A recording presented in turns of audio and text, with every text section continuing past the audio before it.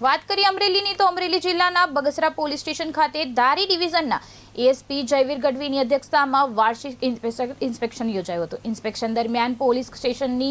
વહીવટી કામગીરી, રેકોર્ડ, કાયદો વ્યવસ્થાની સ્થિતિ તેમજ છેલ્લા 1 વર્ષ દરમિયાન નોંધાયેલા ગુનાઓ અને તેના નિકાલની વિસ્તૃત સમીક્ષા કરવામાં આવી। કાર્યક્રમના ભાગરૂપે શહેરના આગેવાનો સાથે શાંતિ સમિતિની બેઠક યોજાઈ હતી, જેમાં કાયદો વ્યવસ્થા, ટ્રાફિક વ્યવસ્થા અને જનહિતના વિવિધ મુદ્દાઓ પર ચર્ચા કરીને જરૂરી સૂચનો લેવામાં આવ્યા હતા।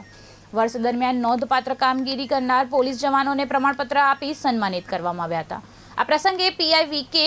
ગોલવેલકર, પીએસઆઈ એચજી મારુ, નગરપાલિકા પ્રમુખ નીરવ ગોંડલિયા, ચેમ્બર ઓફ કોમર્સના પ્રમુખ દિનેશભાઈ હડિયલ, અંકુભાઈ